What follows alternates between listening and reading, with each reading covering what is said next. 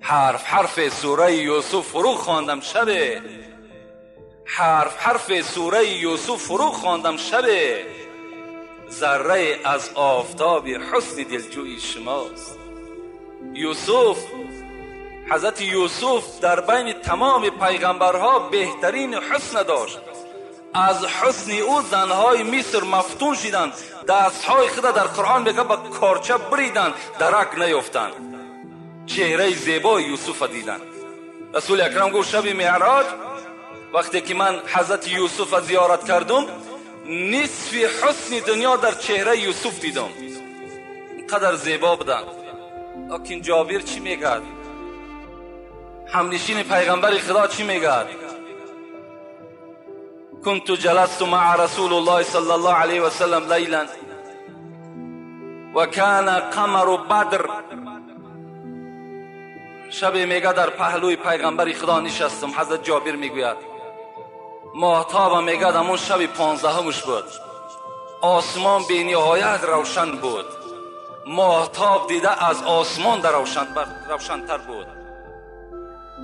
نظرت الى وجه رسول الله صلی الله علیه و سلم مرتا و الى القمر مرتا.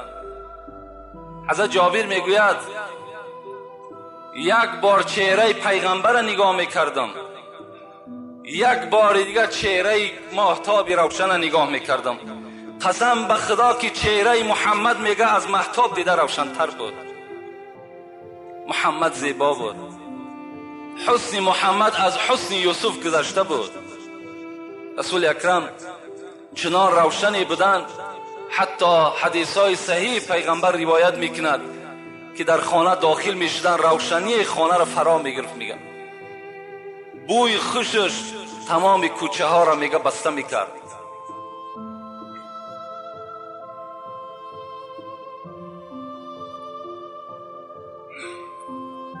این کنتم تحبون الله فاتبعونی یحببکم الله و یغفر لکم ذنوبکم والله غفور رحیم.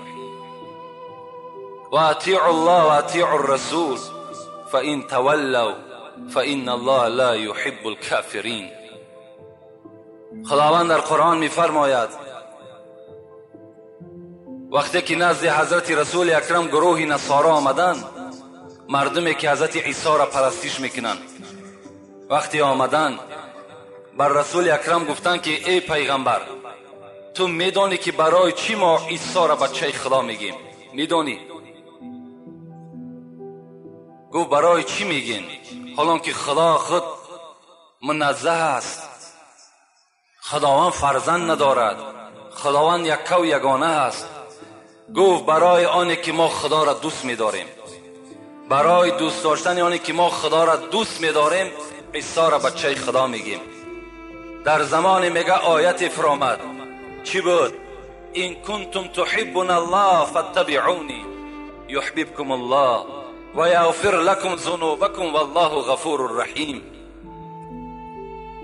جبرائیل امین آیت فراورد، گفت محمد بر این گروه نصارا بگو که خداوند میگوید اگر شما دعوا دارین که خدا را دوست می‌دارم، اگر دعوای شما حقانی باشد پیروی محمد شوین، پیروی محمد شوین. خدای شما یحببکم الله، خدا شما را دوست می‌دارد و یغفر لکم ذنوبکم، به سبب دوست داشتنتان باز گناههای شما را خدا مغفرت می‌سازد.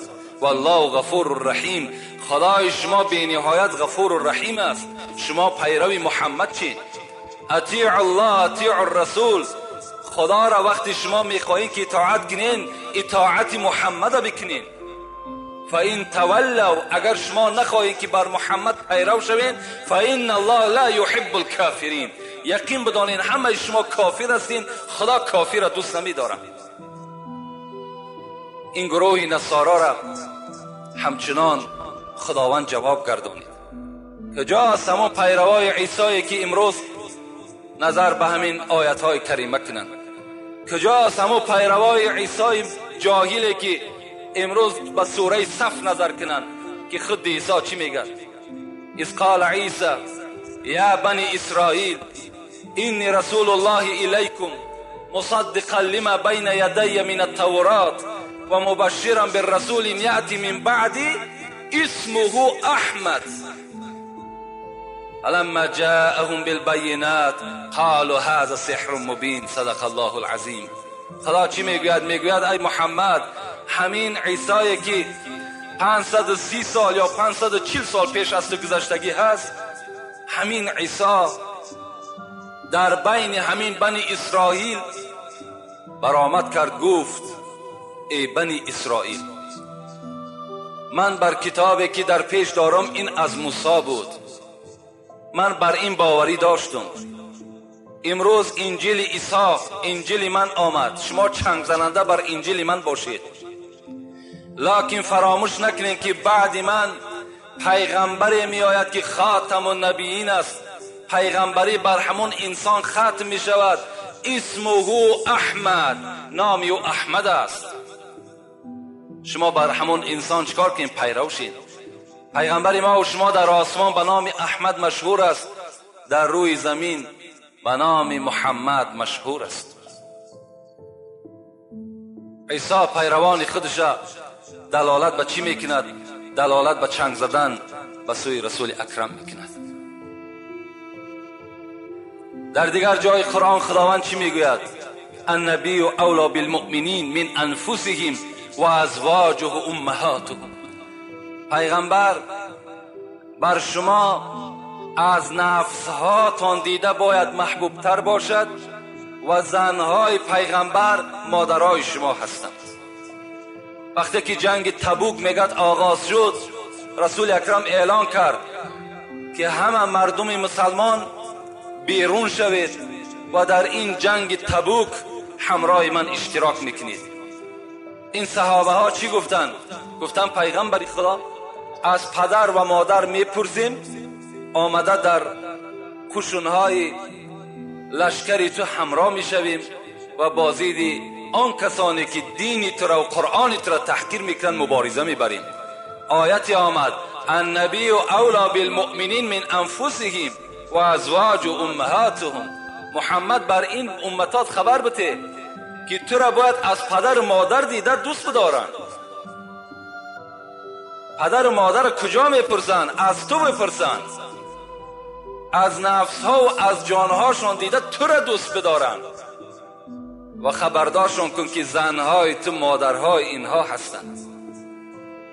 البته به البته رسول اکرم حدیث صحیحش است، لا یؤمن احدکم حتی اکون احب الیه من والدی و ولدی و الناس اجمعین.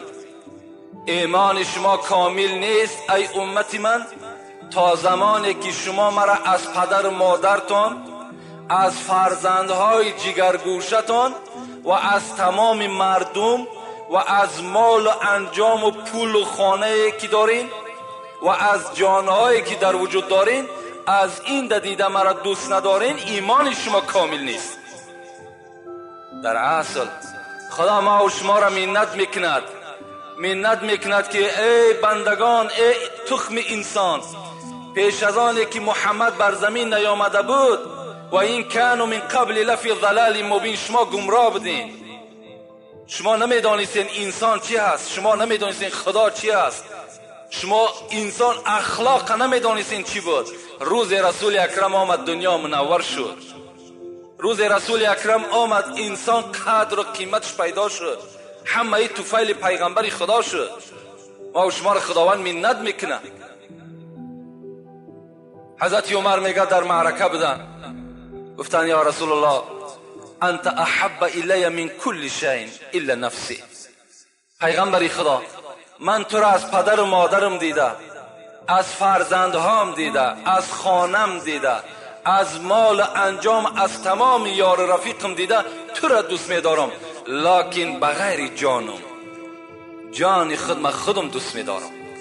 رسول الله گفتن لا یا عمر، تا اگر از جانت هم دیده مرا دوست نداری ایمان تو کامل نیست. عمر حضرت چیکار کردن؟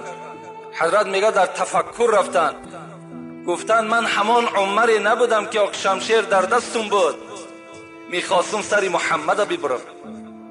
این امروز قدر من، این قیمت من در بین تمام مسلمان ها پیدا شد. طفیل محمد بود آخر. و ایلا من کی بودم؟ و ایلا من کی بودم که رسول اکرم از من دعا طلب میکند؟ من از کی؟ من از صحابه رسول اکرم به این درجات رسیدم. و ایلا من هم سگ از سگای دوزخ بودم. اگر همراه ابو جهل، همراه ابو لهب از دنیا میگذشتم، مثل اونا دوزخی بودم. من این شرافت و درجاتی که رسول اکرم گفت قصر عمر در جنت دیدم، من را طفیل رسول الله یافتم. میگه گشته گفتن یا رسول الله انت احب الی من کل شیء حتی من نفسی. پیغمبری خدا از پدرم دیده، از مادرم دیده، از فرزندهام دیده، حتی از جانم دیده من تو را دوست می‌دارم. رسول الله چی گفت؟ یا عمر الان تمت سعادتک، الان ایمان تو کامل شد، نیکبختی نصیب تو شد ای عمر.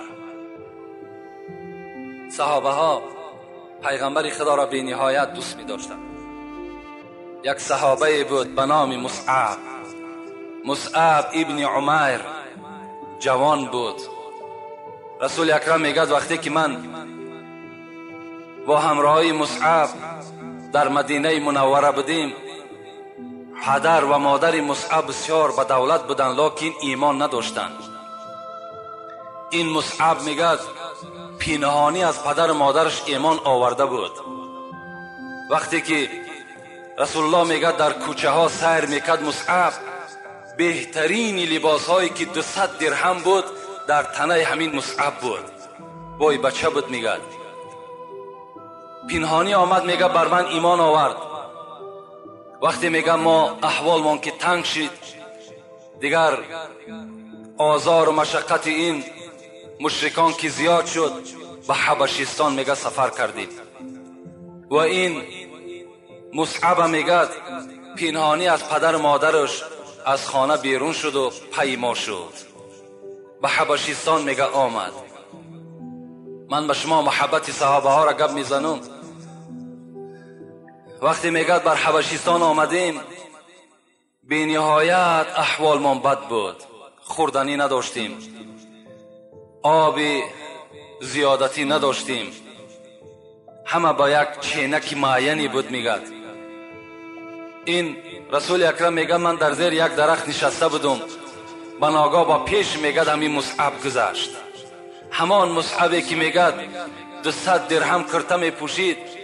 نگاه کردم که در این مدتی که همراه من است، یک گیله میکونه در پشتش پرتافتگی بود. حضرت میگه چندین جای گیله میگه دریدگی بود. نگاه میکردم که به حضور نمایان بود که حضرت یا شکمش گرسنه بود میگه یا حلقش تشنه بود. میگه از پیش من گذشت.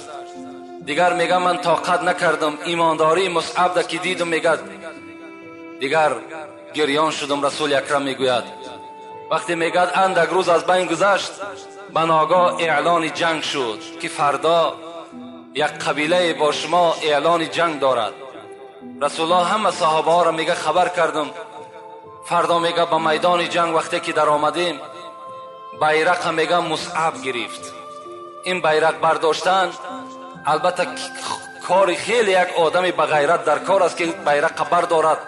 بیرق برداری این نشانش همین است که یعنی دل مسلمان ها را باز قوت زیادتر میکند، روحیه مسلمان را به قوت میکند. میگه نگاه کردم که همون بیرق در دستش است و میگه بی نهایت جنگاوری میکرد. به ناگاه میگه همون دستی که بیرق داشت میگه از دست یک مشرک زده شد. لکن میگه مصعب ایمانی که کاملی که در وجودش جوش میزد، در دست دیگریش میگه بیرق داشت و پیش میرفت تا که مردم مسلمان میگه روحیش نافتاد، با پیش حرکت میکرد. میگه وقتی میگه با پیش میرفتیم، نگاه کردیم این دفعه که دست دیگری مصعب میگه زده شد. لکن مصعب خدا رحمت مغفرتش کند، ایمان کامل کی بود، اسلام اساسی که در وجودش جوش میزد.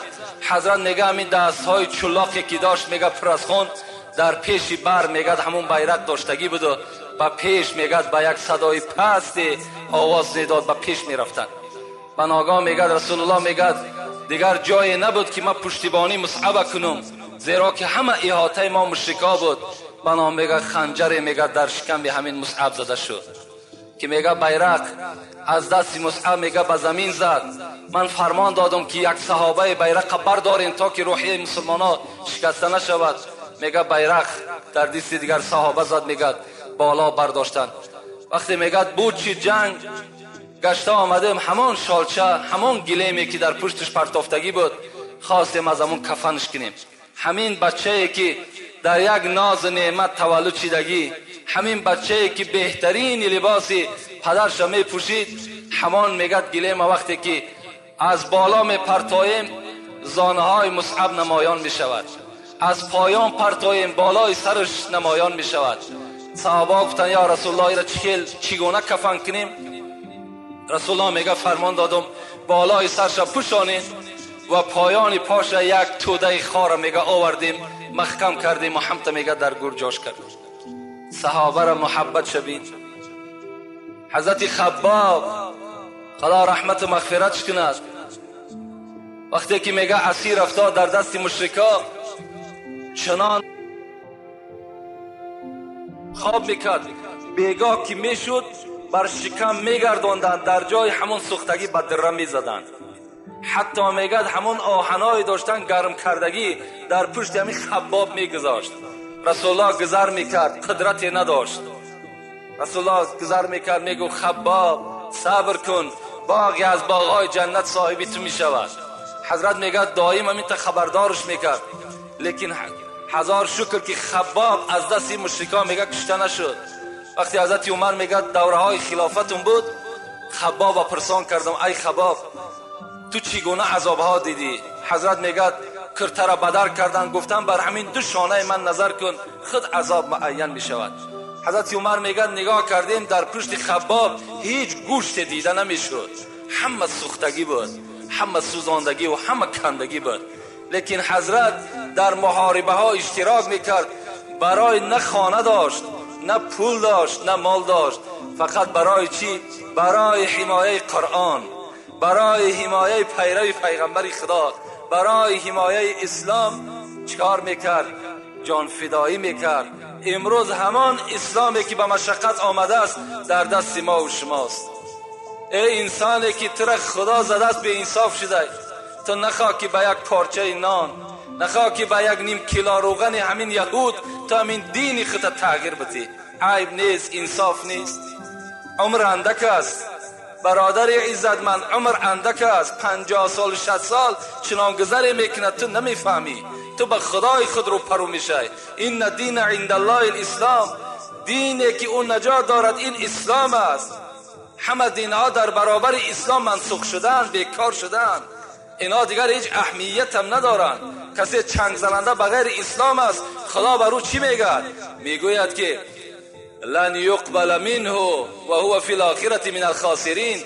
یقین بدان کسی که پیرو محمد نیست، کسی که چنگ زننده اسلام نیست، او کس در آخرت زیانکار است و اون کس در نزد خدا جوابگر است. حضرت بلال رضی الله عنه حبشی بودن. بلال از پیروی شد سرمه چشم، مولوی میگه سرمه چشم پیغمبر خدا از چی حساب شد؟ از حساب پیروی پیغمبر شد. حبشی بودن. وقتی آمدن رسول اکرم دیدن شیفته شدن، یقین دانستن که از این گونه چهره، از این گونه زبان دروغ نمی براید. پیروی محمد شدن. مادامی که غلام بودن، سردارش شکار کرد، سردارش درکدار شد که بلال ایمان آورده است. بردن همون جایی که مصعب عذاب میکردن، در همان زمین خواباندشتن. این ابو جهل لعنتی در بالای میگه شکم همین بلال یک خرسنگ بی نهایت کلانی را گذاشت که دیگر حضرت میگه حرکت کردن نمیتونست. لبه ها همه کفیدگی، بیابان تسبان. وقتی با پیش میگذشتن، آیا از دین بابات پیروی میکنی یا دین محمد را؟ بلال چی میگفت؟ احد احد احد، خدای یکه را پیروستم، خدای یکه را پیروستم، خدای یگانه را پیرو میشم. عذاب میدادند، ابو جهل میگوید مانده میشیدم. تاریخ میگوید ابو جهل از زدن بلال، امیه ابن خلف از زدن بلال مانده میشدند، لکن بلال نمیگشت. ابو بکر صدیق میگه با پیشش گذر کردم، نگاه کردم به نهایت حالش بد است. گفتم ابو جهل چند سوم میفروشی بلال را؟ میگد گفت 100 تنگه. بلال میگه 100 تنگه برآورده در دستش دادم. بلال خلاص کردم آوردم نزد رسول اکرم. میگد ابو جهل در تمام شهر آوازه کرد که اگر ابو بکر 1 تنگه میداد من میدادمش در عوضی که مرا 100 تنگه داده است. ابو بکر صدیق اگر تو میدانستی منزلت بلال، اگر تو میدانستی که قدر بلال، تو میدانستی این توحیدی که در وجود بلال است، تو اگر 1 تنگه نه 1000 تنگه میگفتی من میخریدمش. وقتی آوردوش درون وجود بیرون سیاه بود، لکن درون آینه واری سفید بود، همه وجود ایمان بود. رسول اکرم دید که بی نهایت ایماندار است. حضرت اذان در دست بلال داد، دائما اذان میداد. وقتی رسول اکرم میگه در مدینه منوره از دنیا گذشتن، بلال دیگر طاقت نکرد، ترک کرد، بر همون حبشستان خودش رفت. میگه 1 سال از بین گذشت که پیغمبر خدا را در خواب دید. میگه پیغمبر گفتش بلال این چی ظلم است که در حق ما کردی، بار زیارت نمیای؟ بلال میگه در خواب گفتمش رسول اکرم من دیگر در مدینه دور دادن نمیتونم، هر وقتایی که قبر مبارک تو را میبینم دیگر من طاقت مدینه دا زندگی کردن نداشتم. میگه مادامی که خواب دید حضرت میگه گشته آمدم به مدینه. وقتی میگه مدینه در آمدم، امام حسن که میگه خیلی کلانسال شده بودن، مرا گفتن که مثل همون دوره پیغمبری خدا نمیبرای ای بلال 1 بار دیگر اذان بتی. میگه این یارای بهشتی را دیگر گپشون رد کردن نتونستم، بالای منبر برآمد. میگه وقتی که میگه بلال اذان گفت الله اکبر، مثل که دوره پیغمبر در اذان میگفت، تمام زنها و مردها میگه زنده شدن، گویا که محمد زنده باشد. همه میگه از خانه ها بیرون شدن. حضرت میگه رسید اشهد ان لا اله الا الله، اشهد ان لا اله الا الله، اشهد ان محمدا عبده و رسوله. گفتگی ده از حش میگه غلطیدن، نام محمد بر زبان کران میگه حضرت در جاش غلطیدن. وقتی میگه به یک میدانی که شادی آوردنش، حضرت علیه میگه چنان محبت جوش میزد، میگفتن اولاد اجدادش میگفت که وا مصیبتا، امروز بلال از بین ما میرود. بلال باشد چی میگو؟ غدا القا محمدا و صحبه، چی خوشی است که فردا محمد با همراهی صحابه هاش زیارت میکنم. چی خوب است که من فردا در جنت با این یارایی که داشتم با اینا ملاقات میکنم. با همین شیرینی محبت پیغمبری خدا تلخی جان حضرت میگه دیگر هیچ حس نکرد. محبت صحابه ها را بید. محبت صحابه دیگر به نام هلال بود. شاید شنیده باشین، من به شما پیوسته این محبت صحابه ها را میگم، بعداً محبت خودتان با محبت صحابه مقایسه کنید. رسول اکرم میگه ما جمع یک جایه میگه در مسجد نشسته بودیم، اطراف من میگه پر از صحابه ها بود. به ناگاه میگه گفتم ای یاران من، ای همنشینان من، الحال از دروازه مسجد کسی داخل می شود که جنت مشتاق اوست. صحابه در حیرت ماندند که آدمی جنتی را در دنیا چهرهش بینیم کی باشد. همه میگه خیستند نزد دروازه رهسپار شدند. لیکن رسول اکرم گفت ای صحابه ها، گفت دوستان خدا را شناخته نمی شود. اون کسی که الحال وارد مسجد می شود که مشتاق جنت مشتاق اوست، شما او را نمی شناسید. صحابه میگه گشته آمدن در اطراف پیغمبر مثل پروانه نشستند. به ناگاه میگه یک مرد در آمد، خدی دراز داشت و سیاه‌پوست بود. این بلال نبود، این هلال بود. به نزدیک رسول اکرم آمد. با پیغمبر خدا میگه سلام کرد، در پیش پیغمبر خدا نشست.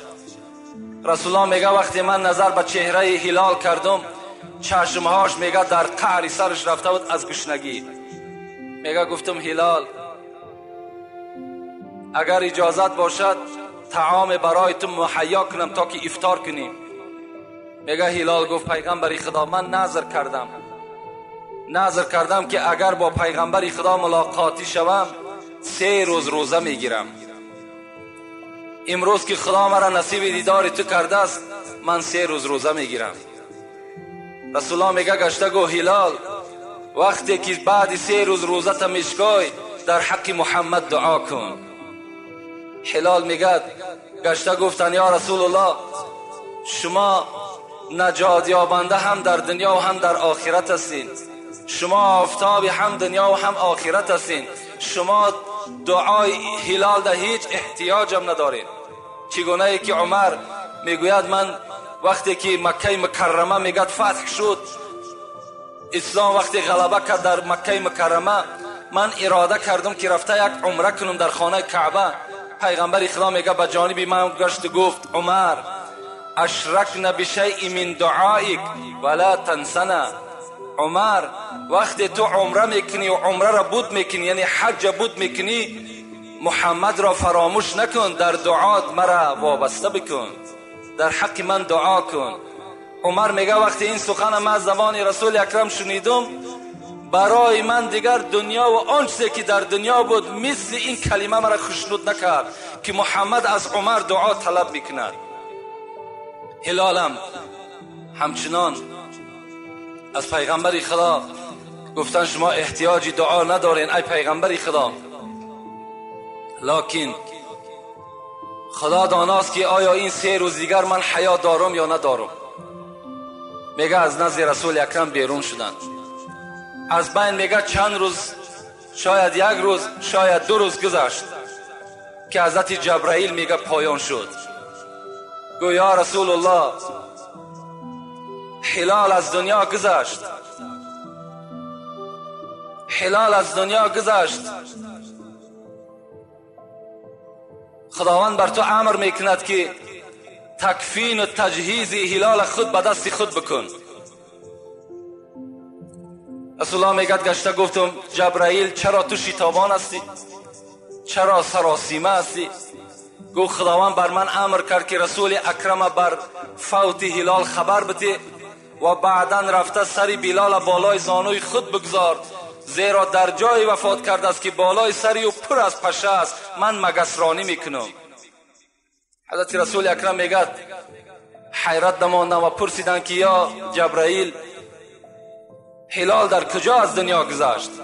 گفت در خانه مغیره، غلام مغیره است، در خانه مغیره از دنیا گذشته است.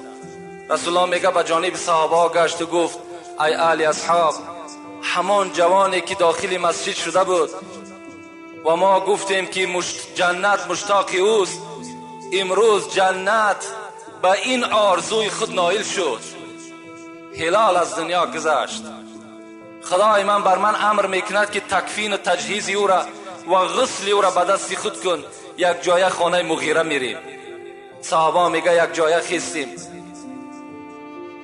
یک جای خیستیم، میگه خانه مغیره رفتیم. مغیره دشمنی خدا بود، مغیره این دشمنی پیغمبر خدا بود. وقتی نزد دروازه مغیره ده میگه راست شدیم پیغمبر خدا، بر مغیره صدا کردن که رسول الله نزد دروازه توست. این بدبخت که رسول الله را نمی شناخت، این خدا زده که رسول الله را قدر شکی نمی دانست، چی گفت؟ گفت پیغمبر نزد دروازه من چی میکند؟ کجا آمد از خانه من؟ مولوی رومی چی میگوید؟ رسول را استونی حنانه بشناخت، ابو جهل آدمی و دشمنی ساخت. رسول الله وقتی میگه در بالا یک کنده خرما به مردم موعظه میکرد، برای پیغمبر وقتی یک منبری نو میگه تیار کردن، رسول الله از بالای کنده خرما فر آمدن، بالای منبر بر آمدن. صحابه ها میگن در داخل مسجد گویا که یک گوده گریه میکرد، نالیش در مسجد بلند شد. پرسان که پیغمبر خدا این نالیش از کجاست؟ گفت همین کنده خرما بحر من گریه دارد که من امروز او را ترک کردم، بالای منبر نو برآمدم. رسول الله میگه پیشی بر کردن همون کنده را آوردن در تی مناره منبر خودشان گذاشتن. میگه کنده میگه از آواز دادن مان. مولوی رومی امیر میگه که رسول را استونی حنانه بشناخت، همون خرما چوب بود، جان نداشت، عقل نداشت، لیکن پیغمبر شناخت. ابو جهل آدمی و دشمنی ساخت. ابو جهلم، این ابو لهبم، این مغیرم، امیه ابن خلفم، همه اینا آدم بدن لیکن پیغمبر نشناختن. گفت چیکار میکند پیغمبر نزد دروازه من؟ و میگه بیرون شد. وقتی که میگه بیرون شد، رسول الله را که دید، رسول الله گفت که مغیره در خانه تو دوستی از دوستهای خدا گذشته است. گفت در خانه من کسی نگذشته است، من نو از نزد دسترخوان همراه اولاد و اجدادم بودم. گفت ای مغیره، گفت من از پیش خود نیامدم، مرا خدای خود امر کرده است. مغیره در این گپ میگه دو دیله شد، خواست رسول اکرم دروغگو کند، خانه در آمد. وقتی میگه بیرون شد، نگاه کرد همه خانه ده، همه سلامت است، اون فرزندای بدبخت مشرکش همه زنده است. خواست که پیغمبر دروغگو کند. در حالت میگه غلام دوید آمد، گفت ای مولا، گفت ای مغیره، گفت هلال از دنیا گذشته است. میگه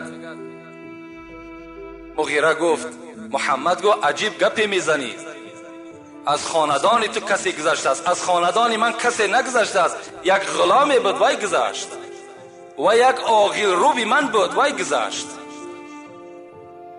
رسول الله گفت اگر تو میدانستی که هلال کی هست، اگر تو میدانستی که هلال در کدام زینه است، هیچگاه این سخنها را نسبت ما نمیگفتی. رسول الله میگه وقتی که من داخل همون جایی که شتران اسفان همین بدبخت بستگی بود، وقتی وارد شدم، میگه نگاه کردم جبرائیل یمین، میگه سری مبارک هلال بالای زانو گذاشته است و پشه هایی که بالای هلال میشیشت همه اونا را از بالای سر هلال دور میکرد. نگاه کردم پای مبارکش در بالای سرگینای شتر و سری مبارک در نزد تی پای همون شتران، میگه هم تفتیدگی جان به حق تسلیم کردگی است. عمر میگه گفتن یا رسول الله من خود میشویم، من خود کفن میکنم. محمد گفت هلال غریب بود، هلال یتیم بود، هلال بیکس بود، محمدم یتیم است، محمدم غریب است. غریب را غریب میشود. حضرت میگه دست به شستن زدن، حضرت بلال کفن کردن. وقتی میگه من، حضرت عمر میگه همراه رسول الله که وقتی به قبر بردیمش، در قبر میگه وقتی که هلال داخل کردیم که حضرت در دنیا روزدار بودن، میگه دهنی لحد بسته شد، رسول اکرم تبسم کردن. صحابه میگه پرسیدن یا رسول الله این قبرستان که موضع تعزیت است، موضع جای گریه است، این خنده بهر چیست؟ رسول الله گفت وقتی که هلال گذاشته شد، دو حور از بهشت در دست یک طعام جنت، در دست یک شراب از حوض کوثر نزد میگه بلال حاضر شدند. یکی میگفت بلال گرسنه آمده از طعام جنت میخورد، یکی میگفت که هلال از دنیا تشنه آمده است، این آب می نوشد. یک حور دیگر آمده است، میگه به جانب من اشاره میکرد ای محمد هلال در نکاح من بدرار. میگه هلال به جانب من تبسم کرد و گفت لا اريد الا هو، نه طعام میخوام، نه شراب میخوام، نه حور در نکاح خود میدارم، تا جمال الهی را نبینم من به هیچ کدامی راضی نیستم. محبت بین، تا جمال خدا را من نگاه نکنم، بر من نه زن لازم است، نه شراب لازم است، نه طعام لازم است. با این گونه از دنیا گذشتن. دشمنی را بینید. ابو لهب وقتی که در سوره شعرا آیت 214 ای را تحلیل شد، وقتی نگاه کردیم خداوند امر کرده بود است و انذر عشیرتک اقربین. محمد اولاد اجداد از خدا بترسان. تمام آن کسی که عمکی توست، تقای توست، خاله و عمه توست، همگی را از عذاب خدا بترسان. رسول الله میگه بالای کوی صفا برآمدم و گفتم ای بنی عهدی، ای بنی فهد، ای بنی هاشم. میگه وقتی از بالای صفا در مردم عرب میگه در حالت صدا میدادن که اگر یگان خطر می آمد یک کس از بالا میبرامد اعلان میکرد. تمام مردم میگه وقتی صدای محمد شنیدن همه دوام به پیش رفتن. میگه رسول الله از بالای کوه به خویش تبارش گفت که در این مجلس ابو لهب هم اشتراک داشت. گفت امروز آیتی از جانب خدا آمد، گفت که خویش و قومیتت را از عذاب من بترسان. میگه ابو لهب از بین خیست و چی گفت؟ گفت تبا لک علی هذا اليوم جمعتنا. ای محمد تو هلاک شوی، همین روزی دراز برای همین سخن مرا جمع کردی، برای همین سخنی که ما را به سوی خدای خود دعوت میکنی برای همین دعوت کردی. بعضی مفسران میگه سنگ هم برداشت، سنگ هم برداشت، میگه به جناب رسول اکرم حواله داد. رسول الله وقتی از این معرکه ناخشنود شدند، غمگین شدند، زیرا که اگرچه اولادها همش انکار کردند لکن مثل ابو لهب مشقت و دشنام ندادند. وقتی میگه رسول الله دویم بار دعوت کرد، ابو لهب گفت آیا وقتی من دینی تو را قبول کنم از دینی تو چی فایده هست؟ رسول الله گفتند که وقتی تو اگر دینی مرا قبول میکنی تو و سایر مردم در حق برابر هستید. گو من بر این قدر دولت سهولتی که دارم برابر یک آدمی کمبغل هستم؟ رسول الله گفتند که خدا میگوید که ان اکرمکم عند الله اتقاکم. نزد من دولت و سهولت اعتبار ندارد، نزد من کسی که از خدا میترسد اونها برابر هستند. میگه ابو لهب گفت هلاک شوی با همراه این دینت که من برابری مردم کمبغل برابر باشم. میگه پیوسته از پی آزار رسول اکرم شد آیت فرامد تبت یدا ابی لهب و تب ما اغنى عنه ماله و ما کسب سیصلی نارا ذات لهب و امرأته حمالة الحطب فی جیدها حبل من مسد. هلاک باد هر دو دستی تو ای ابو لهب شکسته باد. و شکسته شد. وقتی این آیت آمد ام جمیله که زن این ابو لهب بود که کارش میگد حمالة الحطب فی جیدها حبل من مسد، در گردن یک ریسمانی داشت، میگد کارش حیزم کشی بود، فقط خار میکشید، نزد دروازه پیغمبر و نزد در مسجد میپاشید تا که مسلمان ها آزار بیابند. این ابو لهب پهلو با پهلوی پیغمبر خدا میگد خانه داشت. وقتی رسول الله میگد در میدان که خراج میپخت آورده همین پسمانده گوسفند و پسمانده بز میگد در دیگ پیغمبر خدا میپرتافتند. رسول الله میبرامدن غمگین میشدند. آیا میگو حق همسایگی همین است؟ دیگر حضرت هیچ سخنی نمیگفتند مگر که یک اخلاق حمیده خوبی داشتند. این ابو لهب میگه 3 فرزند داشت، یکی عتبه، یکی معتب، یکی عتیبه. این عتبه و این عتیبهش باز دامادای پیغمبر بود. اینا پیش از پیغمبری شدنش 2 دخترش رقیه و ام گلثوم در دست این 2 فرزند ابو لهب بود. وقتی این آیت کی آمد ابو لهب غمگین شد. ابو لهب در مثال یک غمگین، یک بگیم دهشت در وجودش پیدا شد که رسول الله مرا مسخره میکند، باز از خدای خود چیزی برای من آورده است. میگه در حال عتبه و عتیبه را فرمان داد که دخترهای پیغمبر را طلاق کنید. اگر شما دخترهای پیغمبر را طلاق نمیکنید پدری من بر شما حرام است. این عتبه و معتبش بعد فتح مکه باز ایمانی به پیغمبر آوردند، لکن عتیبهش به زمیانه که دختر پیغمبر که رقیهش در دستش بود طلاق داد، باز چیکار کرد؟ گفت پدر گفت من رفته گفت پیغمبر خدا را اذیت میتم. پدرش اجازت داد، مرحمت گفت، رفته اذیت شده. آمد میگه در پیش پیغمبر دختر پیغمبر را طلاق داد و گفت که ای محمد، گفت من آیت اذا نجم الهوا الذي اذا تدلى را انکار میکنم. این آیت چی است؟ پیغمبر خدا میگه ستاره ها، خداوند قسم خورده است با ستاره هایی که در آسمان است. بعضی مفسران میگه برای چی خداوند با ستاره ها قسم خورد؟ میگه برای که عدد ستاره نامعین است، دوم این که به نهایت حرکت کلان دارند و هر یک ستاره آسمان چندین برابر از زمین کلان است. برای با قدرت خودش خداوند قسم خورد. الذی اذا تدلی، پیغمبر خدا گفته بود که به نزد من جبرائیل میفراید، بر من وحی میارد. این عتیبه گفت که من با آن ستاره هایی که خدای تو قسم میخورد و با این جبرائیلی که تو میگوی من انکار میکنم، اینا را باور نمیکنم.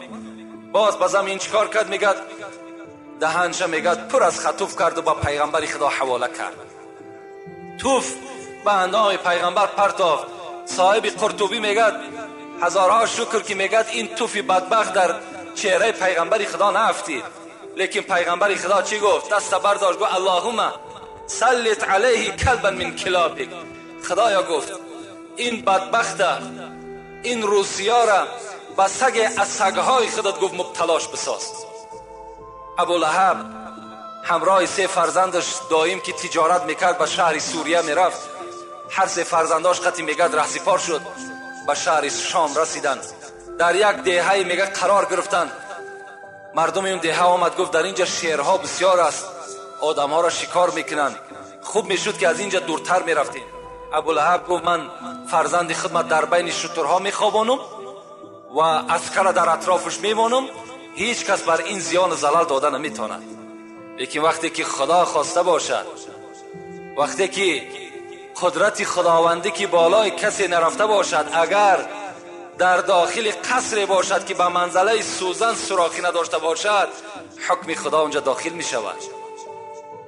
میگه در بین خوابید همان سگی که از سگهای خدا را پیغمبر دعا کرده بود، شیر از شیرها میگه پیدا شد و میگه با بالای شترها میگه قدم میزد، شتر میگه از جاش نمی جنبید.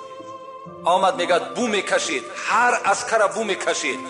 به ناگاه میگه به راس عتیبه رسید. بر زمان میگه از گلوی این بدبخت میگه داشت و میگه پاره پارش کرد. سحر میخیزند این بدبخت در چی حالت میبینن؟ در حالتی که دعای پیغمبر خدا در حق این ناکس تأثیر کرده بود.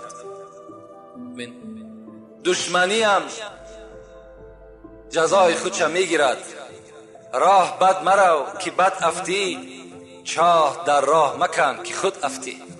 البته هر کسی که برای اسلام، برای قدر پیغمبر شه، برای قدر یک عالم پس کردن میخواهد، انشاءالله البته ما به خود یک خدای داریم، یک خدای داریم که قصاص همه ما را از ظالمای ما میگیرد. هر کی با شمع خدا سازد پفو، کسی میخواهد که این شمع، این قرآن، این نور اسلام خاموش کند. رومی چی میگد؟ هر کی با شمع خدا سازد پفو، شمع کی میرد بسوزد پوزی او. این شمع نمیمیرد دیگر، این روشنی قرآن باز روشن میشود، این نمیمیرد مگر پف کننده را زبان و دهانش میسوزد. چراغ احمدی را حق بیافروخت، کسی پف کرد ریشی خیش را سوخت. این بود مختصراً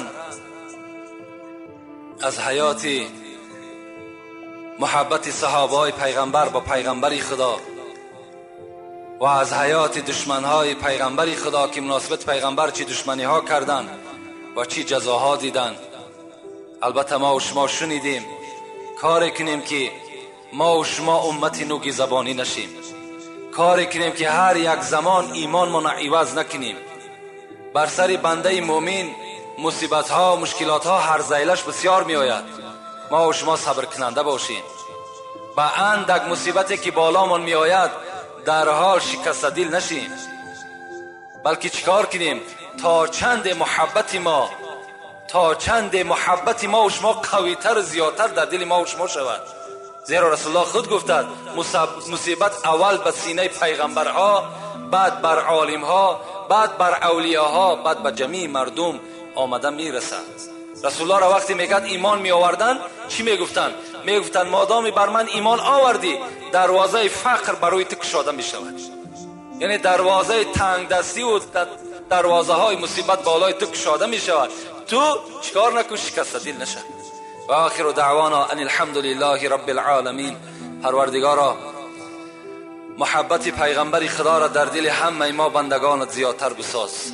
خدای مهربان، فردای قیامت که خود وعده کرده ای ولسوف یعطیک ربک فترضی، ای محمد زود است که من تو را بیرق شفاعت میتم تا آن زمانی که اگر تو از من راضی نشوی من بیرق شفاعت را از دست تو نمیگیرم.